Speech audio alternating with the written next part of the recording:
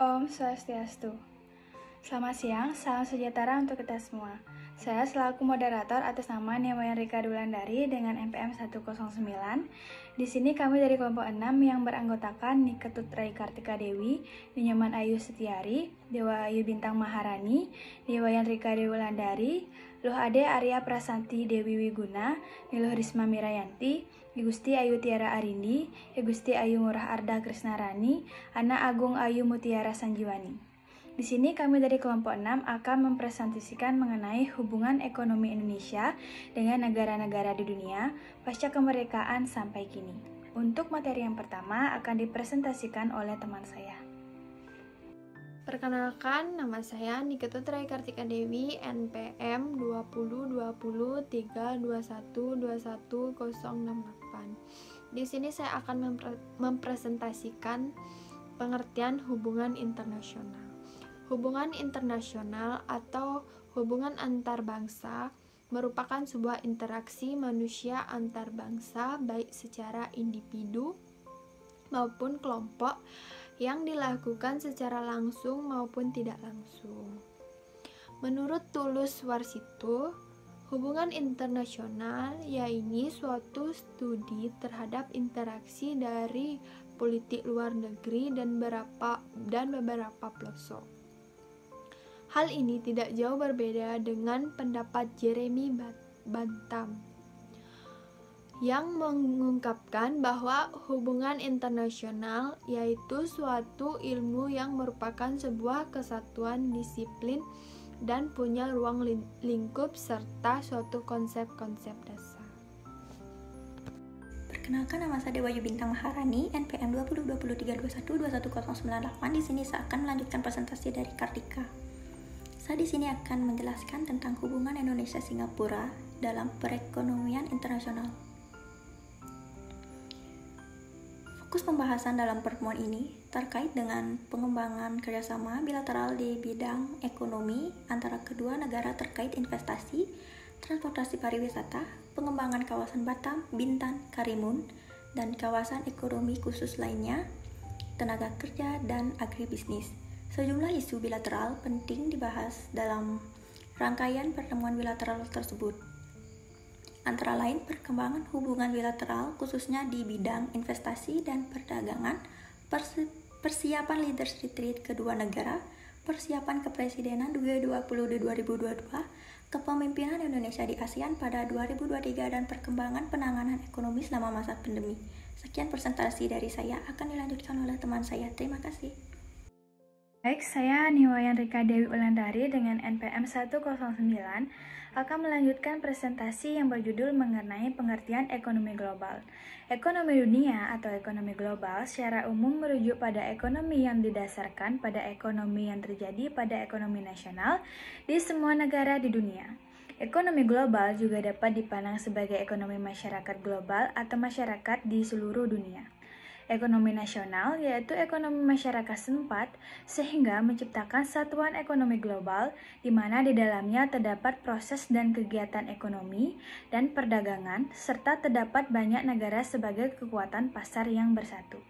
Sekian dari presentasi saya, akan dilanjutkan oleh teman saya. Saya, Luh Ade Arya Prasanti Dewi Wiguna, NPM 074 akan melanjutkan presentasi dari teman saya yaitu tentang dinamika perekonomian global. Yang pertama, peralihan lanskap ekonomi dunia yang ditandai oleh meningkatnya pertumbuhan ekonomi negara maju dan menurunnya pertumbuhan ekonomi negara-negara emerging market yang sebelumnya menjadi penopang utama ekonomi dunia. Yang kedua, berlanjutnya tren penurunan harga komoditas dunia. Yang terakhir, pembalikan arus modal dunia akibat kebijakan pengurangan stimulus moneter di Amerika Serikat yang menandai berakhirnya era likuiditas longgar di pasar keuangan global. 3. Pergeseran pola siklikal tersebut mengakibatkan kinerja ekonomi global tahun 2013 menurun dan di bawah harapan pergeseran siklus dan tatanan ekonomi global banyak mempengaruhi kinerja perekonomian global pada tahun 2013. Presentasi selanjutnya akan dijelaskan oleh teman saya. Om Swastiastu. Perkenalkan, nama saya Nilurisma Mirayanti dengan NPM 066. Di sini saya akan melanjutkan presentasi dari teman saya yang berjudul Pertumbuhan Ekonomi Global. Perkembangan ekonomi di berbagai negara menunjukkan pertumbuhan ekonomi global pada tahun 2013 masih melambat. Pertumbuhan ekonomi tahun laporan juga lebih lambat dibandingkan dengan perkiraan-perkiraan sebelumnya. Perlambatan ekonomi dunia juga dibarengi oleh perubahan lanskap ekonomi global. Perekonomian global ditandai perlambatan ekonomi negara-negara EM. Negara EM yaitu negara dengan ekonomi rendah menuju ke level menengah pendapatan per kapita. Sedangkan pertumbuhan ekonomi negara maju menunjukkan tanda-tanda perbaikan. Sementara itu, pertumbuhan ekonomi negara maju berada dalam tren meningkat sejak triwulan 2 2013. Meskipun belum dapat menopang perbaikan ekonomi global secara keseluruhan, tren peningkatan terlihat di negara AS dan Jepang. Sekian presentasi saya, akan dilanjutkan dengan teman saya. Saya Gusti Ayutiara Arindi, NPM 105 akan melanjutkan presentasi dari teman saya yang berjudul Perkembangan Ekonomi di Indonesia. Menurut Sukirno 2008, dalam analisis makro, tingkat pertumbuhan ekonomi yang dicapai oleh suatu daerah diukur dari perkembangan pendapatan nasional real yang dicapai suatu daerah. Pertumbuhan ekonomi diartikan sebagai kenaikan GDP atau Gross Domestic Product tanpa memandang bahwa kenaikan itu lebih besar atau lebih kecil dari pertumbuhan penduduk dan tanpa memandang apakah ada perubahan dalam struktur ekonominya. Suryana 2005. Sejarah perkembangan ekonomi di Indonesia dimulai dari pertumbuhan dan perkembangan kurang sejak pada abad yang ke-15. Hal itu dimulai melalui daerah Malaka, di mana pada saat itu berbagai komoditi pangan untuk memenuhi kebutuhan disalurkan lewat daerah Malaka yang berasal dari penjuru dunia. Menurut perhitungan Prof. Anthony Reid, perkembangan ekonomi Indonesia ini mencapai puncaknya pada tahun 1570 hingga 1620 dan lenyap sama sekali pada tahun 1880. Sekian presentasi dari saya, akan dilanjutkan oleh teman saya. Di sini saya akan melanjutkan presentasi dari teman saya. Sebelumnya, perkenalkan, nama saya Gusti Ayura Arda Kesnarani, NPM 2020-32121097.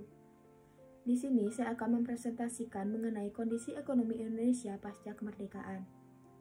Kondisi ekonomi Indonesia pasca kemerdekaan mengalami kondisi yang cukup terpuruk, dengan terjadinya inflasi dan pemerintahan tidak sanggup mengontrol mata uang asing yang beredar di Indonesia, terutamanya mata uang Jepang dan mata uang Belanda. Akibatnya, keadaan kas negara dan bea cukai dalam keadaan nihil, begitu juga dengan pajak. Nah, karena itu, dengan sangat terpaksa, pemerintahan Indonesia menetapkan 3 mata uang sekaligus, yaitu mata uang Dejapasibank, mata uang Hindia Belanda, dan mata uang pemerintahan Jepang. Pemerintahan Indonesia juga mengambil tindakan lain, yaitu menasionalisasikan Dejapasibank dan perkebunan das. Perkebunan asing milik swasta asing serta mencari pinjaman dana dari luar negeri seperti Amerika. Kebijakan tersebut tidak memberikan hasil yang berarti dikarenakan adanya blokade ekonomi oleh Belanda dengan menutup akses ekspor dan impor, yang mengakibatkan negara merugi sebesar 200 juta rupiah. Usaha-usaha lain yang dilakukan oleh pemerintahan Republik Indonesia untuk mengatasi masalah ekonomi adalah menyelenggarakan konversi ekonomi pada bulan Februari tahun 1946. Agenda utamanya adalah usaha peningkatan produksi pangan dan cara pendistribusiannya, masalah sandang, serta status dan administrasi perkebunan milik swasta asing. Baik, selanjutnya akan dijelaskan oleh teman saya. Om Swastiastu. Perkenalkan, nama saya Ninyoman Ayustiarini, NPM 2020-321-21114. Jadi di sini saya akan mempresentasikan mengenai berbagai masalah ekonomi yang ada pada awal kemerdekaan. Yang pertama, kas negara yang masih kosong. Penghasilan utama pemerintah hanya bergantung pada sektor pertanian. Yang kedua, perkebunan dan instalasi industri rusak berat akibat adanya politik bumi hangus saat menghadapi kedatangan Belanda. Yang ketiga, politik bumi hangus dilakukan agar tempat-tempat penting yang ditinggalkan oleh rakyat Indonesia tidak dapat dimanfaatkan oleh Belanda. Yang keempat, jumlah penduduk yang meningkat tajam dan jumlah makanan yang terbatas. Yang kelima, belum memiliki pola dan cara mengatur keuangan. Yang keenam, selain itu juga adanya mentalitas bangsa Indonesia yang belum siap maju. Dan yang terakhir, beredarnya mata uang Jepang yang semakin merosot nilai tukarnya. Saya, Ana Agung Ayu Mutiara Sanjuani, NPM 425, akan melanjutkan presentasi dari teman saya. Kondisi ekonomi Indonesia saat ini. Pemerintah yang menerapkan pembatasan sosial berskala besar atau PSBB di beberapa daerah sejak April 2020 berdampak luas dalam proses produksi, distribusi, dan kegiatan operasional lainnya, yang pada akhirnya mengganggu kinerja perekonomian. PSBB sebagai langkah penanganan pandemi COVID-19 yang diterapkan pada sejumlah daerah di Indonesia merupakan faktor yang menyebabkan kontraksi pertumbuhan ekonomi pada triwulan 2 2020. Kebijakan PSBB untuk mencegah penyebaran pandemi COVID-19 menyebabkan terbatasnya mobilitas dan aktivitas masyarakat yang berdampak pada penurunan permintaan domestik. Sekian presentasi dari kelompok saya. Terima kasih.